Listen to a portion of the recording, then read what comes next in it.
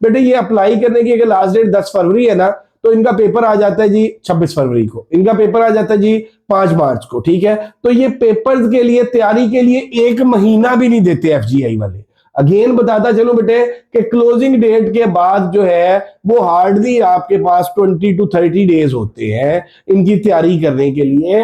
तो अब जो बच्चे ये वेट करते रहते हैं कि भाई अगर जब ये सीट्स अनाउंस होंगी उसके बाद हम अप्लाई करेंगे फिर हम तैयारी शुरू करेंगे, तो बेटा सीट्स अभी अनाउंस नहीं हुई है, अनाउंस होनी है फरवरी के अंदर, हर साल होती है, फरवरी में भी होती है, सितंबर में भी होती है।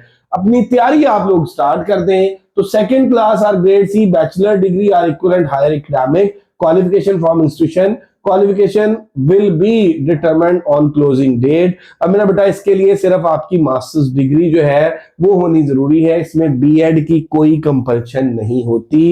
ये लास्ट टाइम का ऑफिशियल एड मैंने आपके साथ खोला हुआ है, बीएड की कोई कंपल्शन नहीं है, सिर्फ आपका बीएस हो या आपका मास्टर्स हो, 16 इयर्स ऑफ एजुकेशन आपकी होनी चाहिए, और वो भी मेरा बेटा किसी भी सब्जेक्ट में आपकी 16 इयर्स ऑफ एजुकेशन है, you are eligible to apply. अब इसके पेपर में आपका सब्जेक्ट चाहे बायो है, चाहे केमिस्ट्री है, चाहे आपकी बीएस बॉटनी है, बीएस जोलॉजी है, बीएस इकोनॉमिक्स है, बीएस एजुकेशन, कोई फर्क नहीं पड़ता मेरा बेटा, ये पेपर सबके लिए, ये जनरल जॉब्स होती हैं ईएसटी की, और इसमें सबकी जो एलोकेशन है उसमें पेपर इन 5 सब्जेक्ट्स में से आता है, और ये 5 सब्जेक्ट्स अभी मैं आपको आगे बताऊंगा।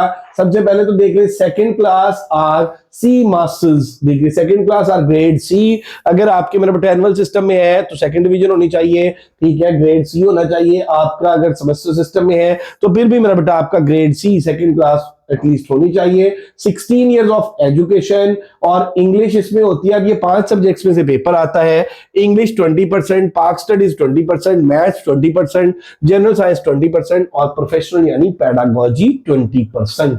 अगेन बताता चलूं कि 5 सब्जेक्ट्स में से पेपर आता है। आपकी जिस सब्जेक्ट में बीएस है इससे एफजीआई वालों को कोई कंसर्न नहीं है, ठीक है। आपका 16 साल तालीम किसी भी सब्जेक्ट में है बेटा, आपका पेपर जो है वो सारों का, चाहे वो कोई साइंसेस का स्टूडेंट है, चाहे वो कोई आर्ट्स का है, चाहे कोई ह्यूमैनिटीज का है, बेटा इनमें से आएगा 20% इंग्लिश, 20% पाक स्टडीज, 20% मैथ्स, 20% जनरल साइंस और 20% प्रोफेशनल।